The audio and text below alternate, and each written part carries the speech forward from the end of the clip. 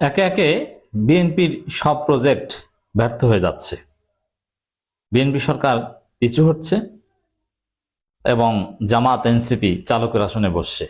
দর্শক, হ্যাঁ, রাজনীতির সর্বশেষ হালচাল দৃশ্যপট এটাই। দর্শক, আমি অনেকগুলো পয়েন্ট দেখাবো যে বিএনপি সরকার চেষ্টা করেও পিছু হটতে বাধ্য হয়েছে জামাত এনসিপির চাপে। দেখেন, প্রথমে আসি পিলখানা হত্যাকাণ্ড কিংবা সেনা হত্যাকাণ্ডের কোনো তদন্ত বিষয়ে। স্বরাষ্ট্রমন্ত্রী সালাউদ্দিন আহমেদ স্পষ্ট করে বলেছিলেন যে আমরা পুনরায় তদন্ত করব, সমস্ত পত্রিকা এসেছে। তারপরে স্বরাষ্ট্রমন্ত্রী কার্যত ক্ষমা চেয়েছেন যে না, আমরা পুনরায় কোনো তদন্ত করব না, আমি আগের বার না বুঝে বলেছিলাম। অজানা পিছু হচ্ছে কেন? সমালোচনার কারণে। তো দর্শক, এগুলো একটা। এরপরে পুলিশ হত্যার তদন্ত করবে। যে চারদিকে জনগণ প্রতিবাদ শুরু করলো, রাজপথে নামা দরকার হয়নি, জাস্ট ফেসবুকে প্রতিবাদ। এক পর্যায়ে বল, না না, কোনো পুলিশ হত্যার তদন্ত করবো না, সুরক্ষা আইন যেটা হয়েছে ওইটাই থাকবে। কিছু ঘটেছে, আরো নানান বিষয় আছে। জাস্ট আমি সিগনিফিকেন্ট দুইটার কথা বললাম। এরপরে এবার আসেন এখনকার মূল টপিক। আওয়ামী লীগের অফিস খোলা, আওয়ামী লীগকে বৈধতা দেয়া। আওয়ামী লীগ বিএনপিকে ভোট দিয়েছে, এই কৃতজ্ঞতার অংশ হিসেবে আওয়ামী লীগের অফিস খুলে দিতে চেয়েছিল বিএনপি, কিন্তু দেখা গেছে যে খুলে দিয়েছে, যারা খুলেছে তাদেরকে বিএনপি সরকার ধরতে বাধ্য হয়েছে, খোলা অফিস বন্ধ করে দিতে বাধ্য হয়েছে। অনেক জায়গায় তো জনতা খোলা অফিস একদম পুড়িয়ে দিয়েছে। এর মানে আওয়ামী লীগকে নিয়ে আরো নানান বিষয় নিয়ে যে পরিকল্পনা করে বিএনপি সরকার, তার উপর তার ইস্তেকামাত থাকতে পারে না, পিছু হটতে বাধ্য হয়। সিদ্ধান্ত নিয়েছিল যে সংসদের ডেপুটি স্পিকার দুইটা করবে, একটা বিএনপি নিজেরা রাখবে, একটা জামাতকে দিবে। কিন্তু পরবর্তীতে এইসব ছলচাতুরি বুঝতে পেরে বিএনপি সিদ্ধান্ত নিয়েছে না, ডেপুটি স্পিকার জামাতকে দিবে। যদিও জামাতের এখানে ভিন্ন অবস্থান আছে, যে জুলাই সনদ বাস্তবায়ন করার পর তারা ডেপুটি স্পিকার চায়, আগে ভাগেই তারা চায় না।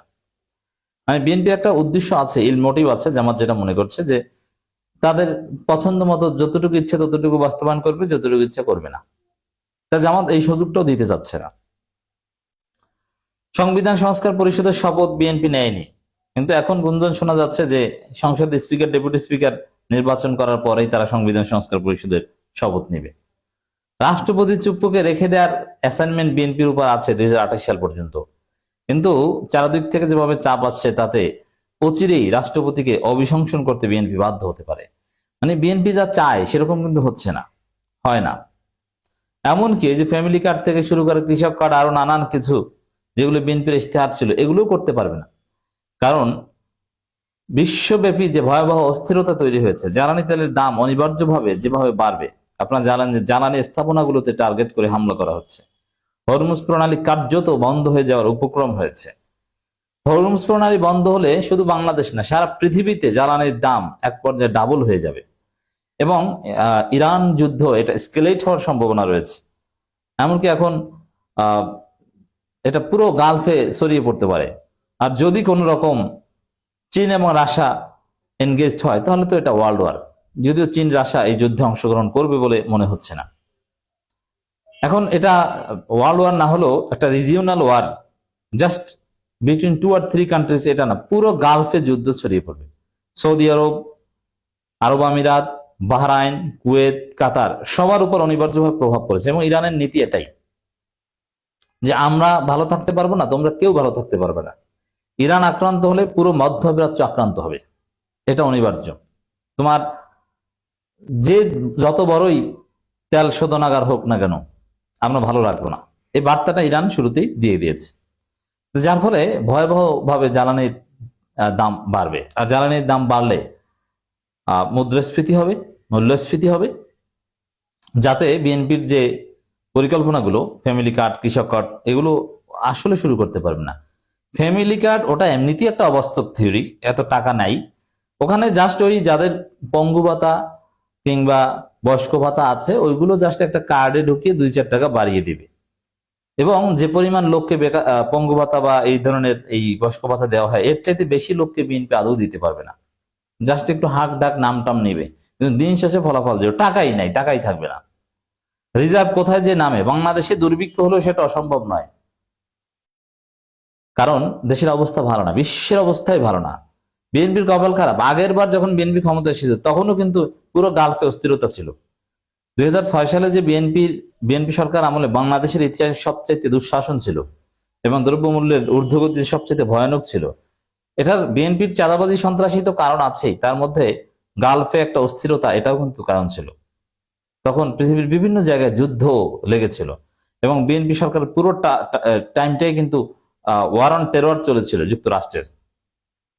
তা এতে বিএনপির এমনিতেই কপাল খারাপ ছিল। এবার আবার বিএনপি ক্ষমতায় আসতে না আসতেই এখন আগের বার সেই ওয়ার অন টেরর 2001 থেকে শুরু হয়ে একদম প্রায় 2020-22 পর্যন্ত 21 সাল পর্যন্ত চলেছে।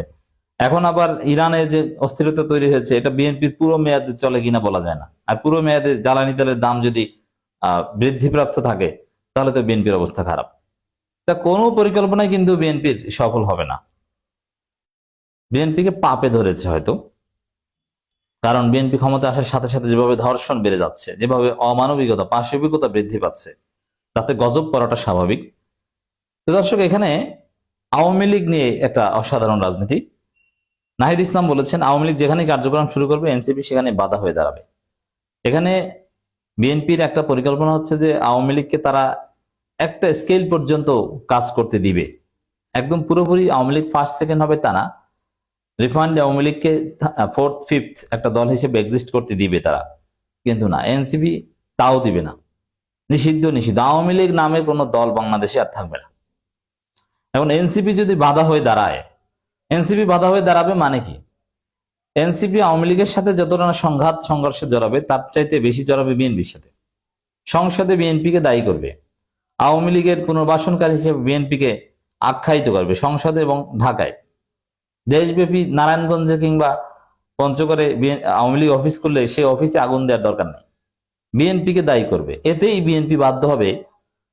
আরো বিএনপির তো হাজারো দুর্নাম আছে, এগুলো সব সংসদে পেপার কাটিং সহ ওরা উপস্থাপন করবে, যাতে বিএনপি এক পর্যায়ে বাধ্য হবে আওয়ামী লীগ পুনর্বাসন থেকে পিছু হটতে এবং আওয়ামী লীগকে ধরতে বাধ্য হবে। যে দেখেন আইবির জামিন, আবার আইবি শোন অ্যারেস্ট, আর হ্যাঁ কিছুদিনের জন্য মুক্তি পেলেও আবার ধরবে। আইবির যদি এই অবস্থা হয় যে আইবি আওয়ামী লীগের মূল ধারায় ছিল না, তাহলে মূল আওয়ামী লীগ যারা গ্রেপ্তার হয়েছে এদের কপালে বিপদ আছে। ইউনূস থাকলে তো একটা বিষয় ছিল যে কয়েকজনের ফাঁসি টাসি হয়ে যেত, এখন ফাঁসিও হবে না, মুক্তিও পাবে না, এরকম ঝুলন্ত অবস্থায় ওদের ভাগ্য থাকবে। এটা আরো বেশি কষ্টের, তার চাইতে ফাঁসি হয়ে যাওয়া একদিক থেকে ভালো। পতিত আওয়ামী লীগ দেশের যেখানে কার্যক্রম শুরু করার অপচেষ্টা করবে এনসিপির কর্মীরা সেখানে বাধা হয়ে দাঁড়াবে। এনসিপি আর আওয়ামী লীগ একসঙ্গে থাকতে পারে না বলে হুঁশিয়ারি জানিয়েছেন জাতীয় নাগরিক পার্টি এনসিপির আহ্বায়ক নাহিদ ইসলাম।